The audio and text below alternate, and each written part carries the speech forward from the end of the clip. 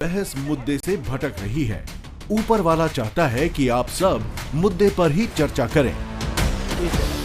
नागपुर में अपराधियों पर कार्रवाई हो, सब चाहते हैं। बिल्कुल। बस एक मेरा निवेदन है, जब अपराधियों पर कार्रवाई होगी, जब कसाब पकड़ाएगा, जब याकूब मेमन पकड़ाएगा, तो उसको मासूम नहीं बोलना, उसको बेचारा नहीं बोलना, उस पे जुल्म हो रहा है ये नहीं बोलना। अपराधियों पर जब कार्रवाई होती है तो आप याकूब मेमन के जनाजे पे चले जाते हो, उसको बेचारा बोलकर कलाम साहब की मैयत पे नहीं जाते हो, याकूब मेमन के जनाजे पे चले जाते हो।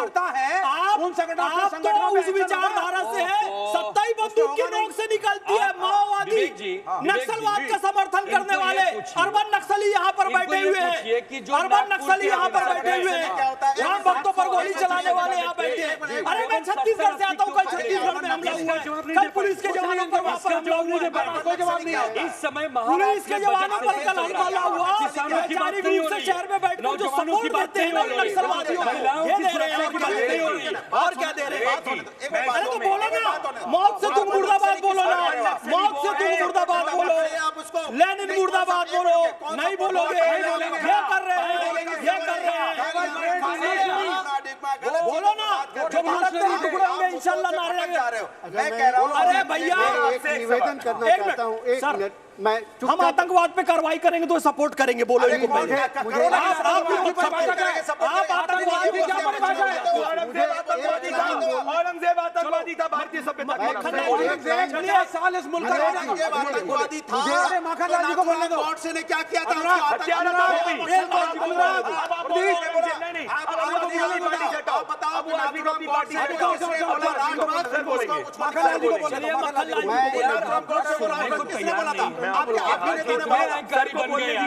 आप लोग सरकार में हैं, बस करिए, आप लोग विपक्ष में, विपक्ष की भूमिका निभाइए, सर को बोलने दीजिए। आप सब लोगों से हाथ जोड़कर प्रार्थना करके जाना चाहता हूं, क्योंकि यहाँ जितने लोग बैठे हैं मुद्दे के सिवा सारी बात हो रही है और मैं मुद्दे पर बात करने आया था।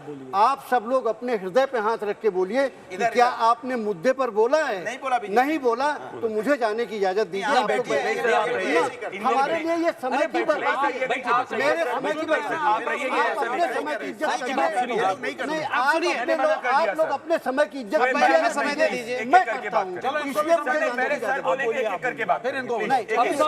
इस तरह से मैं बात किसी के बीच में नहीं बोलेगा, पढ़े लिखे जिसको प्लीज रुक जाइए, आप भी बहुत, हम लोग क्या वाकई पढ़े लिखे आदमी हैं?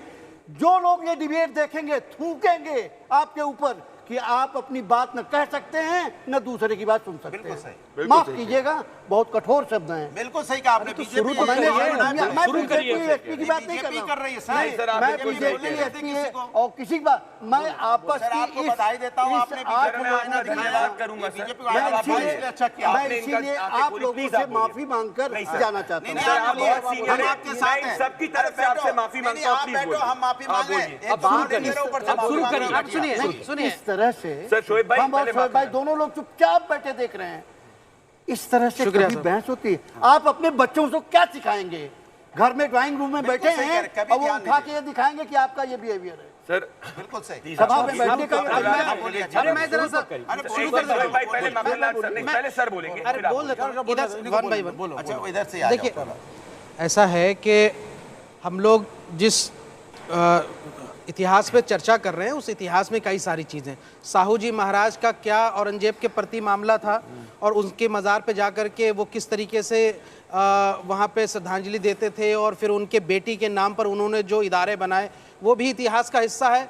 मिर्जा राजा जय सिंह जो औरंगजेब के सबसे बड़े सिपहसालार थे, उन्होंने कैसे शिवाजी महाराज को यहाँ पे छल से पकड़ने का काम किया और उनके जो आज वंशज हैं वो किस तरीके से भारतीय जनता पार्टी के साथ जुड़े हुए हैं, उनको ये भी एक इतिहास है। और 1857 की क्रांति में किन किन राजघरानों ने, चाहे वो सिंधिया हो या होलकर हो, उन्होंने किस तरीके से अंग्रेजों का साथ दिया था और तो ये भी देखना पड़ेगा। तो फिर आप सुनिए, आप इन मुद्दों, बस मैं अपनी कंप्लीट बात कर रहा हूं, इन मुद्दों के पीछे आप क्या छिपा रहे हैं? आप छिपा रहे हैं कि महाराष्ट्र के बीड में जो दलित जो हमारे थे, जो शिंदे, उनकी जो हत्या कराई, उसके लिए एक महाराष्ट्र के मंत्री को इस्तीफा देना पड़ा, वो मुद्दा छुप गया। हमारे पुणे की बेटी का बलात्कार हुआ, वो मुद्दा आपने दबा दिया। मुस्कान रस्तोगी ने 15 टुकड़े कर दिए, लाश के 15 टुकड़े कर दिए।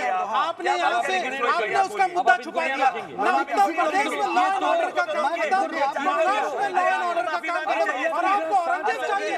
अरे पत्थर में प्राण डालने वाले औरंगजेब में प्राण डालिए और कर लीजिए दोनों हाथ। क्या बातें करते हैं, क्या बातें करते हैं आप? देश के मुद्दों से, बेटियों की सुरक्षा से खिलवाड़ कर रहे हैं आप। औरंगजेब के नाम पर तमाशा कर रहे हैं। जो पार्टी ये कहती है 15 मिनट के लिए पुलिस हटा दो, बता देंगे, वो बता रहे हैं हमको एकता अखंडता क्या हो रही है। जिनके बाप दादाओं ने रज़ाकारों के साथ मिलकर हैदराबाद को पाकिस्तान की साजिश की थी, वो हमको बताएंगे। जो खुले के चेहरे पे 20 खाता हुआ सदुद्दीन ओवैसी, वो हमको देशभक्ति बताएंगे। अब इनको बोलने दो ना। भाई देखिए, आप सबको टीवी पे अपना चेहरा दिखाने का मौका मिलेगा, बहुत चीखे चिल्लाएंगे तब भी मिलेगा, और शांति से बात करेंगे तो भी मिलेगा। बड़ी सिंपल बात जो शोएब साहब ने बहुत अच्छे से शुरुआत की, बाद में वो पॉलिटिक्स पे उतर आए। मैं पॉलिटिक्स पे नहीं उतरूंगा। औरंगजेब के बारे में जो शोएब साहब ने कहा, ठीक है, अच्छी बात है शोएब साहब की, लेकिन उसी औरंगजेब के शासन का एक दूसरा एस्पेक्ट भी है, और वो एस्पेक्ट सुनी सुनाई बातों पर नहीं है, वो एस्पेक्ट किसी का ओपिनियन नहीं है, वो एस्पेक्ट औरंगजेब के अपने दास्तान है। कोर्ट की माशरे आलमगीर, कोर्ट की कार्यवाही है। फतवाए आलमगीरी औरंगजेब के काल के सारे जितने ऑर्डर हैं वो हैं उसी। नहीं प्लीज, हमें रोका नहीं था, I am not used to this. ना हम इंटरप्ट करते हैं न चाहते हैं। Please continue sir. उसी औरंगजेब के माशरे आलमगीरी में उसने पूरा, जहाँ की आपने संभाजी राव की बात किया, उसी में काशी विश्वनाथ मंदिर का भी जिक्र है तोड़े जाने का। सिर्फ एक कारण, रमजान के पवित्र महीने में बादशाह सलामत ने हुक्म दिया था। क्यों दिया था? क्यों दिया था? Because that is the worship place of infidels. Infidel word लिखा हुआ है। नहीं, एक रानी मिसिंग थी। हाँ? एक रानी जो दर्शन करने गई थी वहाँ पे, वो मिसिंग थी। वो काशी विश्वनाथ की स्टोरी मथुरा पर मत ले आइए। और वो इतिहासकार है, उनकी बात तो फेक स्टोरी है, फेक स्टोरी मत जाइए। फेक स्टोरी है बोल दिया, हिस्टोरियन मक्खन लाल जी ने बोल दिया फेक स्टोरी है। लेकिन सुनिए, कोई ओरिजिनल सुनिए मक्खन लाल जी, मुझे ये बताइए, दो राजाओं के बीच बोलने दीजिए व्यक्ति को, बोलिए चाचा। दो राजाओं के बीच की लड़ाई, दो धर्मों की लड़ाई कैसे हो गई? नहीं बोल रहे, आप बोलने दीजिए। आपको हमने अरे ऐसा नहीं, अरे आप बोलिए, आप बोलिए, आप अच्छा बोल रहे हैं, आप अच्छा बोल रहे हैं, बोलिए। 45 years I have been professor in Banaras Hindu university. अरे वो सही कह रहे हैं, उनकी बात तो सुन लो। प्लीज बोलिए सर। मछली बाजार, प्लीज बैठिए, बोलिए I refuse to be please बैठिए। शोएब भाई जब इतने प्रेम से वो इतिहास की बात बता रहे आप हैं, लोग इतने देर से बोल रहे हैं, मैं चुपचाप बैठा हूँ। शोएब भाई से ये उम्मीद नहीं थी। चलिए उनके तरफ से हम माफी मांग रहे हैं। चलिए भी अपोलोजाइज। हम सब आपके छोटे हैं, हम सब प्लीज देख लिया भंडारी साहब आपने। भंडारी साहब आपकी वजह से हुआ है। सरकार आप, अरे इतना तो तुष्टिकरण मत करो सरकार यार, आपकी है, संजय राउत इतना को खुश करने संरक्षण के नहीं लिए दे इतना सकते। तुष्टिकरण मत करो। मतलब आज यहाँ एंकर नहीं है तो आप हमको बोलने नहीं देंगे। आज हमारी एंकर यहाँ नहीं है तो आप बोलने नहीं देंगे।